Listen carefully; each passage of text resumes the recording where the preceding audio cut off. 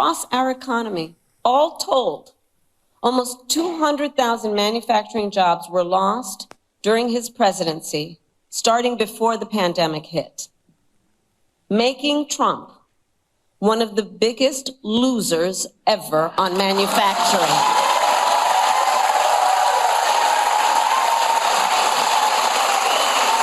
That was Vice President Kamala Harris absolutely shredding Donald Trump and not holding back during a powerful speech before the Economic Club in Pittsburgh, Pennsylvania. My name is Brett Meiselas here with the MeidasTouch Network, and I want to break down everything Vice President Harris had to say today. She delivered an incredible address to this audience, policy-focused, on message, speaking about the things that she actually wants to do to help the American people. I love it so much. Make sure that you share these videos and get these messages out there. Subscribe, hit the like button, leave a comment. It all really helps in spreading these pro-democracy messages. Okay, let's get into it, folks. You heard a bit of Vice President Kamala Harris there calling Donald Trump one of the biggest losers ever on manufacturing. Let's play that full clip now about how Donald Trump lost 200,000 manufacturing jobs during his presidency, even before the pandemic hit. Play the clip.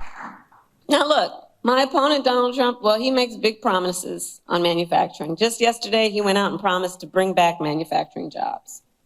And if that sounds familiar, it should. In 2016, he went out and made that very same promise about the Carrier plant in Indianapolis. You'll remember, Carrier then offshored hundreds of jobs to Mexico under his watch. And it wasn't just there. On Trump's watch, offshoring went up and manufacturing jobs went down across our country. Here, Vice President Kamala Harris speaks about how Donald Trump consistently got played by China and speaks about what she would do if elected president. Donald Trump also talked a big game on our trade deficit with China. But it is far lower under our watch than any year of his administration. While he constantly got played by China, I will never hesitate to take swift and strong measures when China undermines the rules of the road at the expense of our workers, our communities, and our companies, whether it's flooding the market with steel, inferior, or at all, unfairly subsidizing shipbuilding, or hurting our small businesses with counterfeits. Recall, Donald Trump actually shipped advanced semiconductor chips to China, which helps them upgrade their military. Understand the impact of these so-called policies that really are not about a plan for strengthening our prosperity or our security. I will never sell out America to our competitors or adversaries. Never. Here, Vice President Harris tells the crowd that by an overwhelming 70 to 3% margin, top economists say that her plan would be better than Donald Trump's for keeping inflation low. Now, by contrast, Donald Trump has no intention of lowering costs for the middle class. In fact, his economic agenda would actually raise prices. And listen, that's not just my opinion. A survey of top economists by the Financial Times and the University of Chicago found that by an overwhelming 70 to 3% margin, my plan would be better for keeping inflation low. And we are seeing a flurry of business leaders now backing the Kamala Harris campaign. Somebody who has been particularly outspoken in recent days has been Mark Cuban. And Mark Cuban was on TV today as well, speaking about the Harris campaign in terms of it being like a company with Kamala Harris at the helm, and speaking about the incredible job that Kamala Harris is doing. Take a look at this. I think what a lot of business people don't get, I look at the Harris campaign as a company, and Kamala as the CEO, right? She's had, 45 days, 60 days to build an entire organization. And you look at the results. She went from negative favorability ratings. She went from recognition being relatively low. She went from being way behind in every single poll you looked at. And now look where she's at. Worst case, she's tied. And in many cases, she's ahead.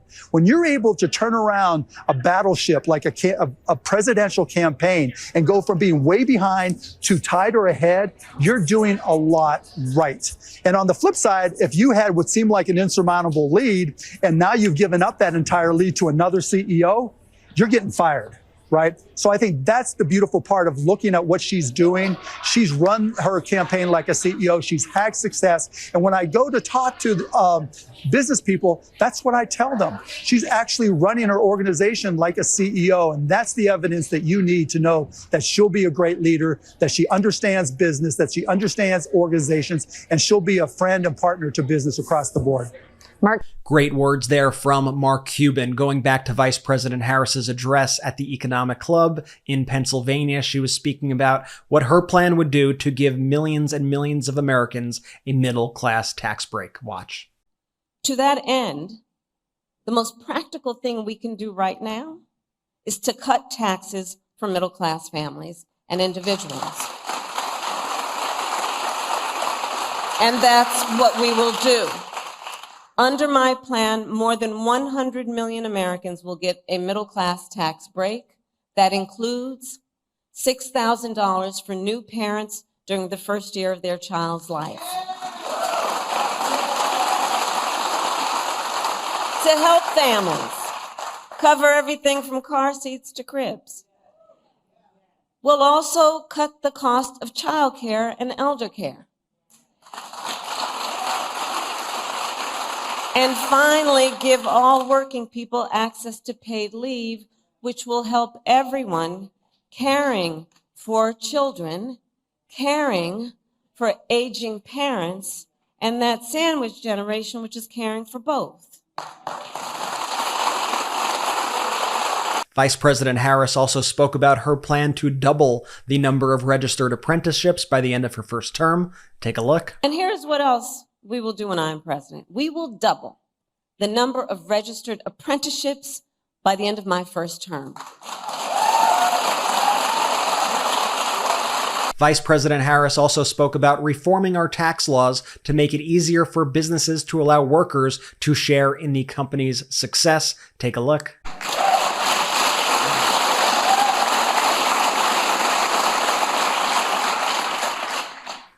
And we will reform our tax laws to make it easier for businesses to let workers share in their company's success.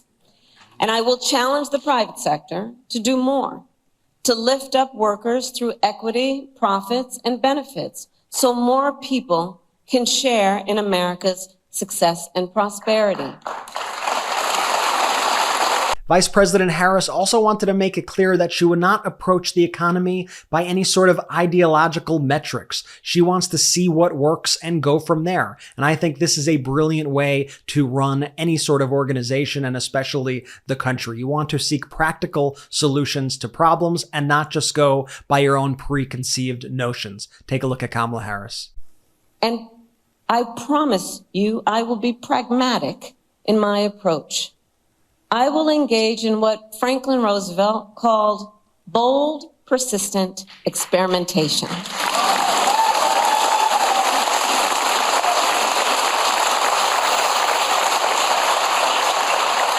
Because I believe we shouldn't be constrained by ideology and instead should seek practical solutions to problems, realistic assessments of what is working and what is not, applying metrics to our analysis, applying facts to our analysis, and stay focused then not only on the crises at hand, but on our big goals, on what's best for America over the long term. And part of being pragmatic means taking good ideas from wherever they come. And I think this is one of the reasons why Vice President Harris's message is breaking through, because it's not about being a Democrat or a Republican or an independent or any of the traditional labels that we have been fed by the corporate media. This is about being an American. This is about listening to the people, no matter what their political beliefs are, and trying to find solutions to problems. And the thing that we are noticing is that voters around the country are taking notice. Listen to these Pennsylvania Republican voters speaking about how Vice President Harris is reaching out to them. The Republicans for Harris event, what do you make of the Harris campaign trying to be a bit more bipartisan in their approach? I like that if they're genuine about it and listening to both sides and hearing what the people really want. And there's a lot of really important issues out there. You know, I've never been a part of something like this where the opposite, like I said, the opposite party is coming in and saying, yeah, man, we're gonna do a little event for you. We're going to make you feel welcome. We're going to hear you out. And I'm really happy that the Harris campaign is reaching out to Republicans like myself. Going back to the speech in Pittsburgh, here's Kamala Harris speaking about how Donald Trump wants the economy to work best for those who own the big skyscrapers, but not those who actually build them. Watch. You see, for Donald Trump, our economy works best if it works for those who own the big skyscrapers, not those who actually build them, not those who wire them, not those who mop the floors.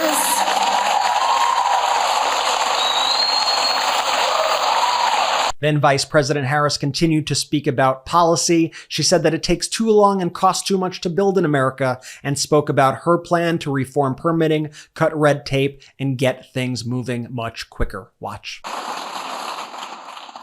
And not only must we build the industries of the future in America, we must also build them faster. You know, there's a time for patience, and there's a time for impatience.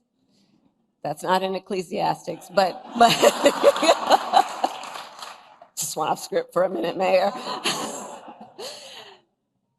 But the simple truth is, in America, it takes too long and it costs too much to build. Whether it's a new housing development, a new factory, or a new bridge, projects take too long to go from concept to reality.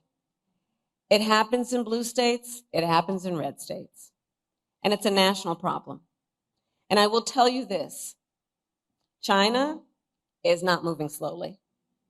They're not. And we can't afford to either. If we are to compete, we can't afford to either. As president, if things are not moving quickly, I will demand to know why, and I will act. I will work with Congress, workers and businesses, cities and states, community groups and local leaders to reform permitting, to cut red tape, and get things moving faster. Because, look, as I said, patience may be a virtue, but not when it comes to job creation or America's competitiveness. Many of you know the Empire State Building, you know how long it took to build that? 1 year. The Pentagon, you know how long that took? 16 months. No one can tell me we can't build quickly in our country. And meanwhile, on the same day, we had Donald Trump speaking in Mint Hill, North Carolina, where he was obsessing over whether or not Vice President Kamala Harris worked at McDonald's. Watch. Even something like she worked very long and hard hours over French fries at McDonald's. She'd never worked at McDonald's. It was a fake story. It was a fake story. The press now refuses to write it because it's so, you know, there's a very simple one. She said she worked at McDonald's and she didn't. Not highly sophisticated, not complicated. It was a lie. She never worked at McDonald's over the hot French fries. I think I'm going to a McDonald's in 2 weeks, actually, and I'm going to work the French fries because I will have worked longer and harder at McDonald's than she did if I do that. I mean, she did work at McDonald's, Donald. I'm sorry she did not put it on her resume when she wanted to become a prosecutor, and I'm sorry she was not handed $400 million when she was younger, but she actually paved her own path, and I know you don't know what that is like. The difference could not be clearer, folks. We saw clear, coherent, real policy decisions and plans being put out there by Vice President Kamala Harris, and then with Donald Trump, we saw whatever the hell that was. I don't even know. Thank you so much for watching. Remember to share these videos. These are actually my favorite videos where we get to highlight Vice President Kamala Harris's speeches. Make sure that this video goes far and wide and that people are actually seeing the things that she's saying on the campaign trail in these crucial battleground states. Thank you so much for watching. Remember to subscribe. We are on our way to 3.5 million subscribers. Thanks again, and I'll see you in a bit. Love this video? Make sure you stay up to date on the latest breaking news and all things Midas by signing up to the MeidasTouch newsletter at MeidasTouch.com/newsletter.